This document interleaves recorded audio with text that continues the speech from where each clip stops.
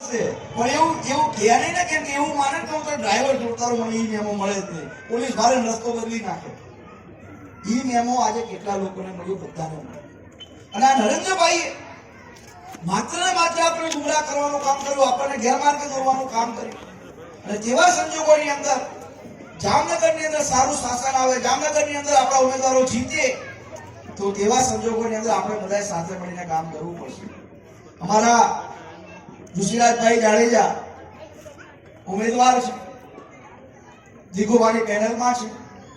એમને ખૂબ મહત્વની આજે એમના મમ્મી પપ્પાના નામથી એમના મોઢેથી જાહેરાત કરાવી કે મારી પેનલની અંદર 4 ઉમેદવાર જીતી જશે તો જે કોઈ વ્યક્તિ, કોઈ પણ પરિવાર, કોઈ પણ સમાજ, કોઈ પણ ધર્મ પોતાના ઘરની અંદર દીકરીના લગ્ન કરાવશે તો લગ્નનો મંડપ સુધીનો ખર્ચો પણ એક ભાઈ ઋષિરાજભાઈ તમે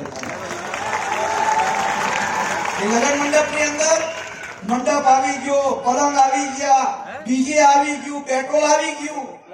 અને માત્ર ચૂંટણી જીતવા માટે નહીં, પરંતુ એક યુવાન તરીકે એને ચૂંટણી જીતીને લોકોનું કામ કરવાની ધગશ છે.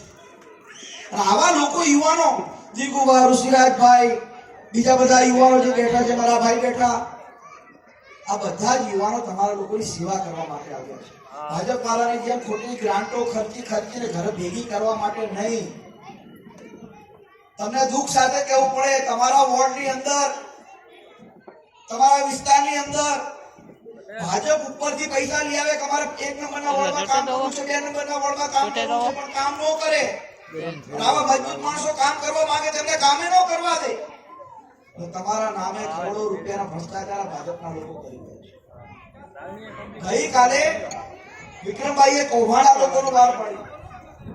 હોમગાર્ડનું વોટિંગ ચાલતું હતું, પણ કલેક્ટરને ખબર જ નથી. સાના માના પોતાના લોકો દ્વારા વોટિંગ કરાવી દીધું.